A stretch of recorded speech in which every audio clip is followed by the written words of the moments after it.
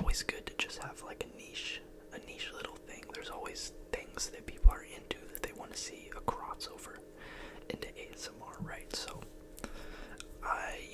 I'm still into investing in stocks, and I remember there's like one channel that would go over stock trading and shit like that in ASMR format, and I would eat it up. So we're doing another UFC whisper ramble.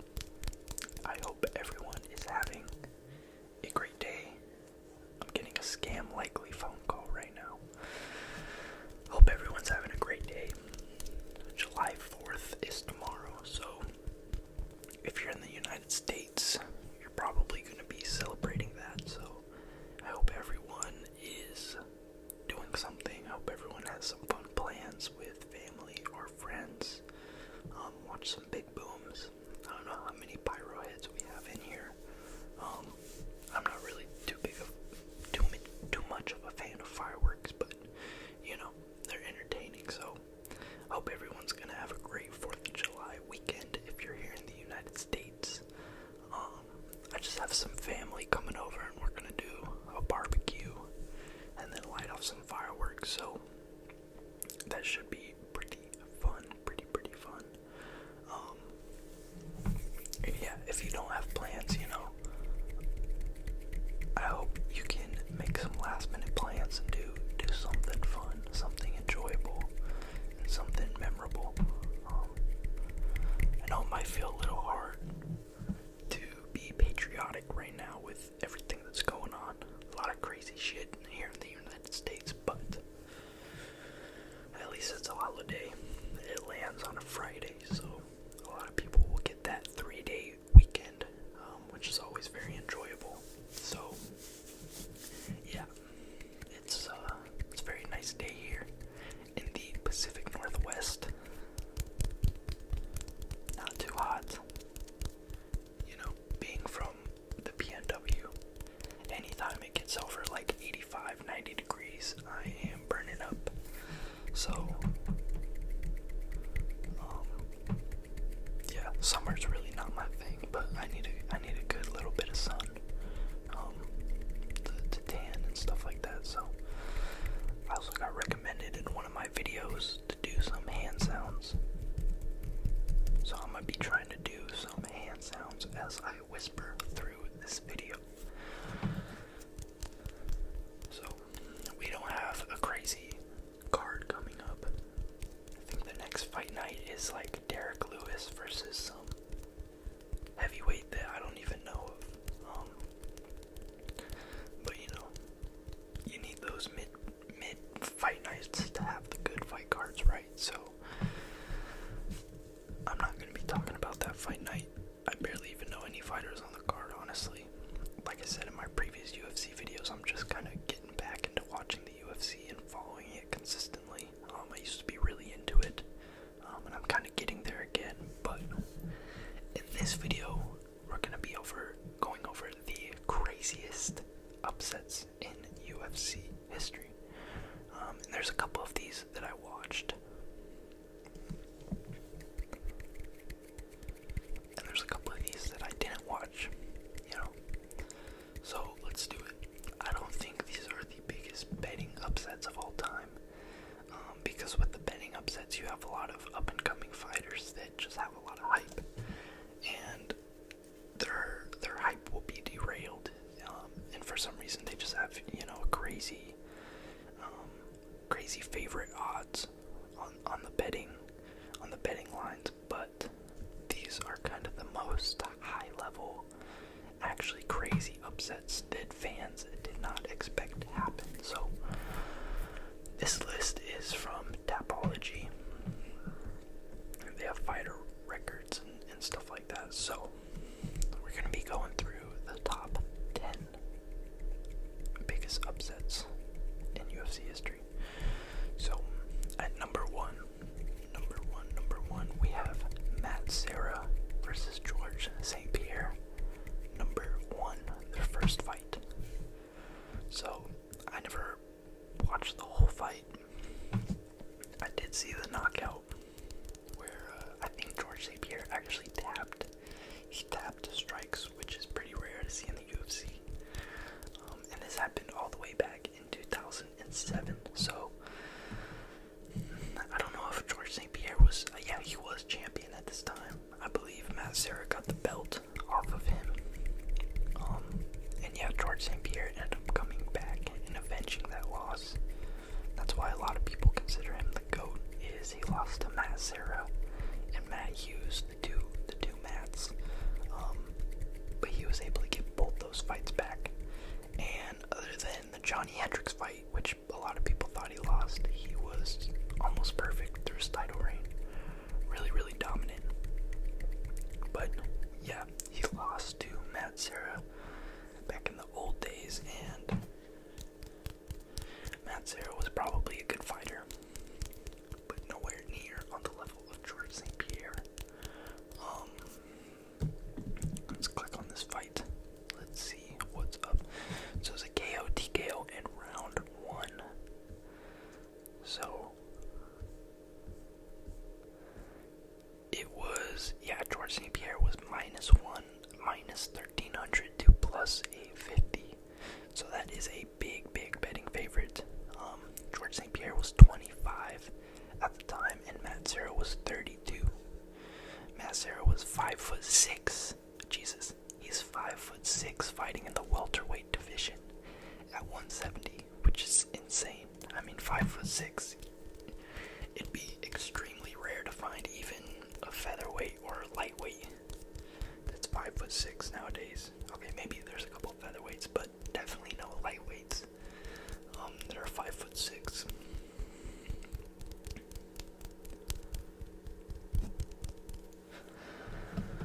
So that is the number 1 upset of all time. Like I said, I don't really have too much to say about that fight because it was all the way back in 2007, and obviously I was 4 years old when this fight took place. So obviously I wasn't watching it, but still a crazy upset considering how great George St. Pierre ended up to be after this fight, right? So it just goes to show you that in MMA, really anything can happen. It's not like any other sport where, the best team in the NBA is almost always, like 99 out of 100 times, going to be the worst team in a series, right? It's MMA, so everyone has a puncher's chance. You just kind of have to get lucky. And then number 2 on this list, we have Israel Adesanya versus Sean Strickland in 2023 UFC 293 in Australia. And I did watch this fight. I don't think I watched it live. I think I was doing something. I remember the reason I didn't watch this fight was because I had watched Israel Adesanya's title defenses before this fight against Jared Cannonier, against Marvin Vettori, against Yoel Romero. And Israel's an entertaining fighter sometimes.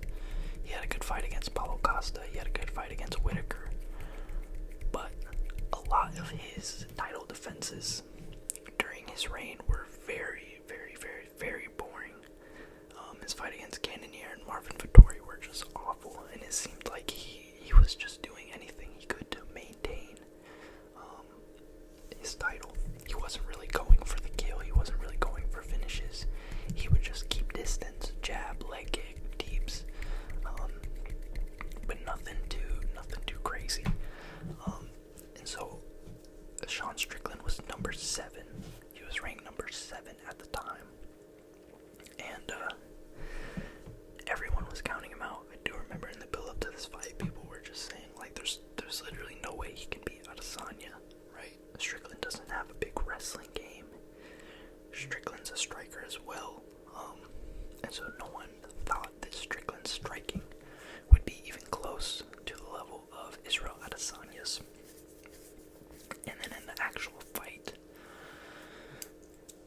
it was crazy because Strickland hurt him bad in round 2. I think he dropped him with just a simple 1-2 up against the fence.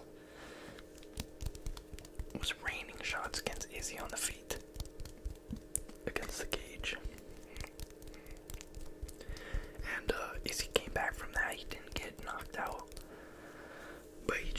success during the fight.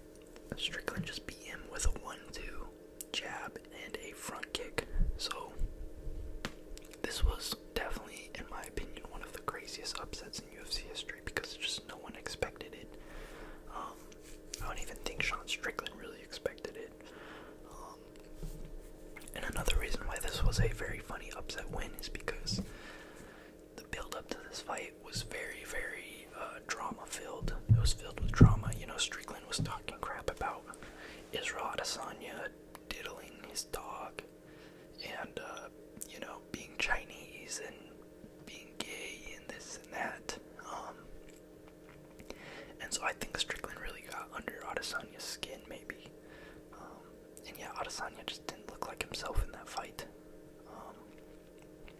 And so yeah, everyone thought it would just be the classic Israel Adesanya title defense, but that was actually the fight that ended Israel Adesanya's reign as champion, and he's never been able to regain the title. So I would love to see a rematch from these two guys today, really. I mean, Strickland's coming off of a couple losses. Israel's coming off of a decent amount of losses. He lost to Strickland, he lost to Duplessis, he lost to Nazardimavov. So yeah, during that fight, I was mainly just happy that Adesanya's title reign came to an end. And you know, nothing against Izzy. I think he's a much more likable fighter now that he doesn't have the belt. But he was just kind of a boring champion in my opinion. He was active. He did fight often. So I'll give him that, but he just had some boring title defenses, like I said. It seemed like he kind of would just hold on and maintain the title as much as he could, rather than actually being like a dominant champion. So that's just my opinion on Israel. And now we go to number 3. So let's see if you guys can guess what number 3 is. This was in 2015 at UFC 193. It's a WMMA fight. So can anybody guess? It's going to be Ronda Rousey versus Holm.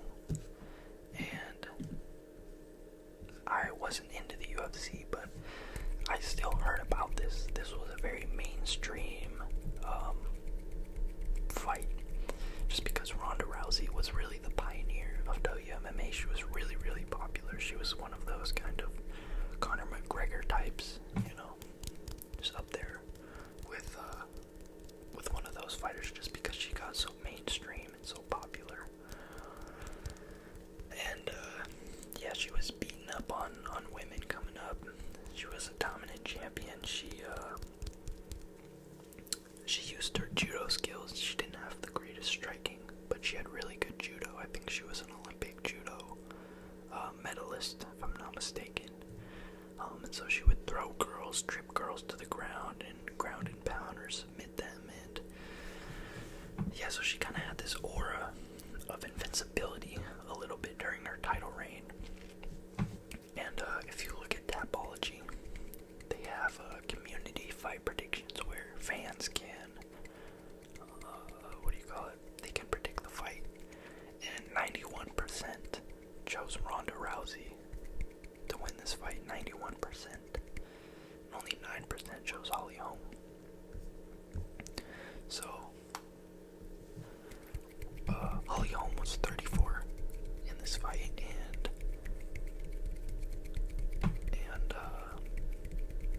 gosh, my brain is slow today, guys. Excuse me. Ronda Rousey was 28 years old.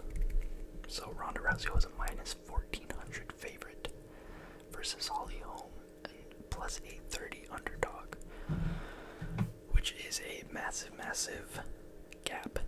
Okay, Ronda Rousey was a big favorite coming into this fight. And yeah, Holm got the head kick in round 2 and finished her off with strikes on the ground, becoming the UFC bantamweight champion, women's bantamweight champion.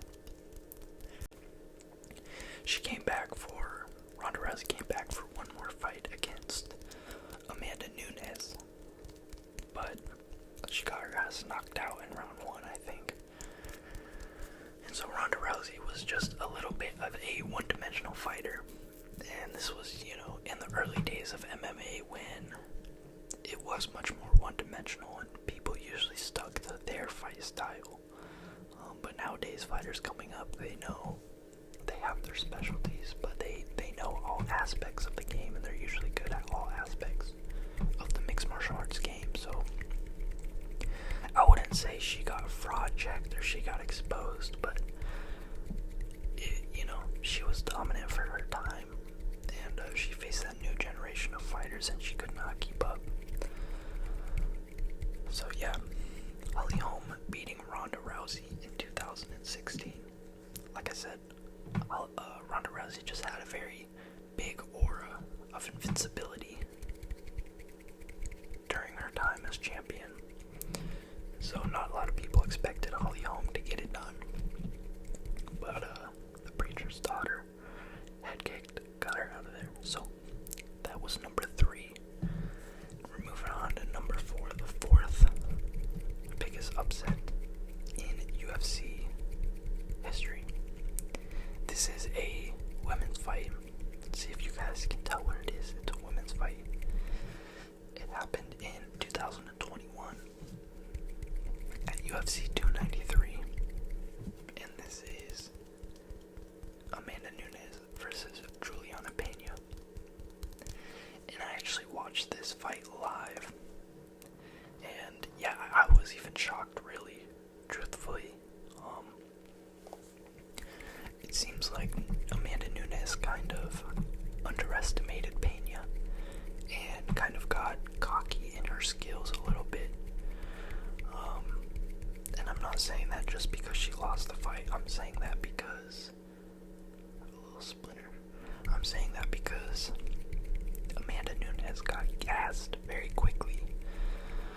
So, if I'm not mistaken, I think she had some success early on in the fight. She was tagging Peña up. But Peña, she has that dog in her. She has that WMMA lion heart. And she took the shots. She ate him. And she kept pressing forward and pressing forward and pressing forward. And Peña's striking is not the best. Truthfully, she kind of punches like she's underwater a little bit. But she found the chin over and over with little shots, little peppering shots, right hands, jabs, straight shots. And she just kept moving forward with that volume striking. And Nunes looked, eventually in the fight, her face looked worried. She looked tired. She looked like she wanted out of there. So Peña kept the pressure on, and I don't remember how they got to the ground. I don't know if Nunes shot a takedown or if Peña shot a takedown, but they got to the ground, and Juliana Peña ended the fight with a rear naked choke. And Amanda Nunes tapped pretty quickly. It seemed like she just wanted to get out of there. So yeah, this was definitely one of the biggest upsets ever. I would honestly put this as a bigger upset than Rousey versus Holm. Just because Amanda Nunes is the WMMA GOAT, and I mean, she was beating everyone. She punches like a man, to be honest, and she couldn't do it against Nunes, or she couldn't do it against Peña the first time. And so in this fight, out of 4,500 community picks on Tapology, only 4% predicted Peña to win this fight. So this was a crazy fight, and Amanda Nunes did end up redeeming this loss. They had a rematch, and Amanda Nunes looked way better. I think the fight went the distance. It went all 5 rounds, but Amanda Nunes dropped Peña like a bunch of times, and she was just beating her ass. So you could tell that this first fight did definitely seem like a fluke. It seemed like Nunes just kind of took it for granted, and maybe she didn't train as hard. Maybe she didn't focus on cardio during the training camp, but she definitely got gassed out there. And she lost to the fighter with the bigger heart that night, which was Juliana Peña. So, yeah, this fight actually happened at UFC 269. So, yeah, that was a very big upset. But Nunes was able to get that fight back and kind of redeem that blemish on her record. And I think Nunes is supposed to be coming back to fight Kayla Harrison. So that'll be a very interesting fight. That's like a wrestler versus striker. I do think Nunes could get that fight done if she hasn't lost a lot of her skill since she's been retired. So that was number 4 on the biggest upsets of all time. And so now we have number 5 on the list. This happened in 2016. It was at UFC 199. And this was Michael Bisping versus Luke Rockhold.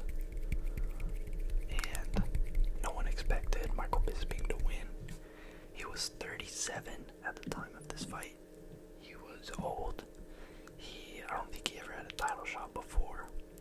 But he was in the rankings consistently, but he could never get over that hump, and he could never beat those elite level fighters. So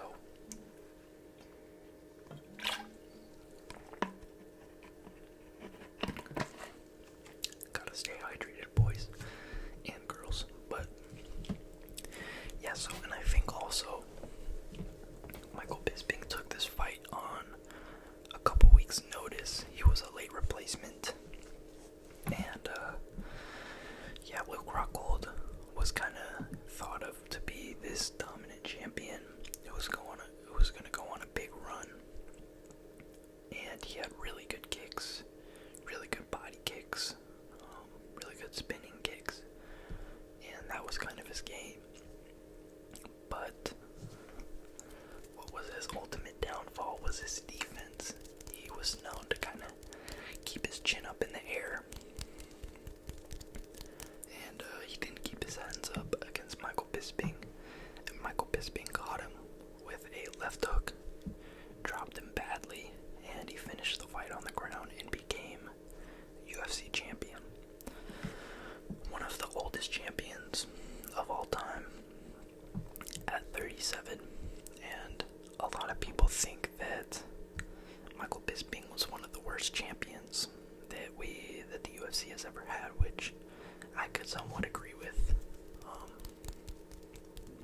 He was a good fighter, but there was, like, Yoel Romero was really big at this time, and I think if he would have fought Yoel Romero, Michael Bisping would not have had a chance.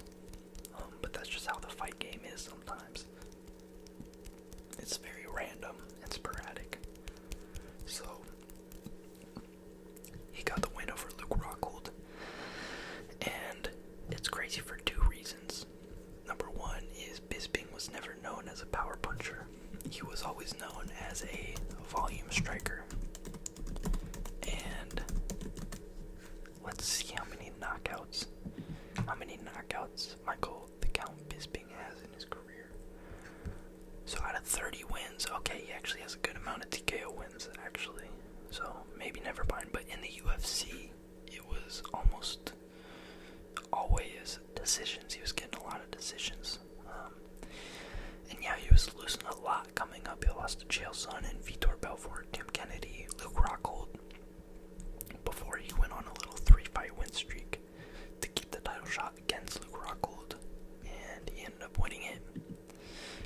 And another reason why this fight is crazy is because Michael Bisping did not have one eye. He only had one eye in this fight, and in the last half of his career, he got head kicked by Vitor Belfort and lost vision in one of his eyes. So crazy that he was able to still compete at a high level with hindered eyesight. That's very impressive. So that was Michael Bisping versus Luke Rockhold at number 5. A very crazy upset win. And number 6, we have a pretty recent fight, a very crazy fight. UFC Usman versus Leon Edwards 2. They had fought very early on in their UFC careers, and Usman just kind of dominated him on the ground. And yeah, so this was during Usman's reign, and Usman was a very dominant champion. He defended the title like 5 times or something like that, and a lot of people thought Usman was going to get it done. And the crazy part about this fight is that he was dominating the fight. It was a very boring fight, but he was able to get him against the cage, get him on the ground, and just kind of control him the entire fight. He didn't do a ton of damage to Edwards, but he kind of, I would say, demoralized Leon Edwards and just made him look kind of like a fool the entire fight, to be honest. But in the last 30 seconds, I think it was maybe a minute or 30 seconds of round 5, Leon Edwards had almost no success during the fight. He hit him with a head kick and knocked him out cold. So I remember watching this fight live, and yeah, this was honestly one of the greatest comeback wins of all time, just because, you know, it was like do or die for him. He had to get a finish right there, right then, and you rarely ever see that, where there's like a minute in the fight and a fighter's down and they go for the knockout and they actually get it. And the fact that it was such a high level fight. It was the main event. It was for the title. You really couldn't draw up a better, comeback win type story. So, very crazy fight for Leon, and he did defend the title against Edwards, or against Usman again, and he beat him more convincingly in a decision win. So, yeah, this was a crazy fight just for the way it played out, really. And Usman is still very good. He just proved that against Joaquin Buckley, but he got head kicked in this fight. So then at number 7, we have DJ Dillashaw versus Barão. This was all the way back in 2014. So it's kind of crazy that DJ Dillashaw was a big underdog coming into this fight. But I think Barão was kind of at the top of his game during this time. And yeah, DJ Dillashaw put it on him, head kicked him, and knocked him out. And this is what started DJ Dillashaw's reign as champion as well. DJ Dillashaw in his prime was very, very, very good. He had really good kicks, really good head kicks, really good just striking all around, and he was a pretty well-rounded fighter as well. So yeah, not too much to say about this fight, because I wasn't as into the UFC, but the community picks did have Barão at 94% to 6% DJ Dillashaw. So yeah, and I guess Barão's record was 32-1 versus Dillashaw's 9-2. So Dillashaw was still very young in his MMA career, but he was able to prove himself, I think. And then Barão kind of comes from that old guard of fighters. So he, you face the new generation of fighters, and it's a whole different ballgame. But DJ Dillashaw was able to get it done, and that was number 7. So at number 8, we have Fedor Emelianenko versus Fabricio Werdum, and this is the only fight on the list that's not in the UFC. This was in Strikeforce, and I've never really looked too deep into Fedor's record, just because he wasn't in the UFC, and I just think, honestly, he might have been the greatest heavyweight of all time, but I think in order to prove that, I think you need to fight in the UFC and fight against the highest level of competition, right? Because, you look at guys like Patchy Mix or Patricio Pitbull, who a lot of hardcore fans were saying, oh, they're top 5 in the world at this weight class, but they come over to the UFC against high levels of competition and they can't do the same thing. So yeah, this was a crazy fight because Fedor was on a crazy winning streak. He was 31-1 at the time of this fight, and he actually beat some notable names. If you go to his fight record, he beat Matt Lindland, he beat Andre Arlovsky, he beat Mark Hunt. So he did beat some UFC caliber heavyweights. And Fabricio Werdum, submission specialist, was able to get the submission on him. Round 1. So, yeah, not too much to say about this one. I haven't really watched too much of either of their fights. They don't have community picks for this event because it was in 2010, but crazy. Like I said, I'm sure Fedor is one of the GOATs, but I think he just should have proved it in the UFC. And maybe it was a contract dispute. Maybe he didn't even want to fight in the UFC, but Fabricio Werdum got it done, and so that was number 8. So we have 2 more fights to go. At number 9. We have Anderson Silva versus Chris Weidman. And this was at a time when Anderson Silva was at the peak of his title reign in the UFC. He defended the belt something like 8 or 9 times.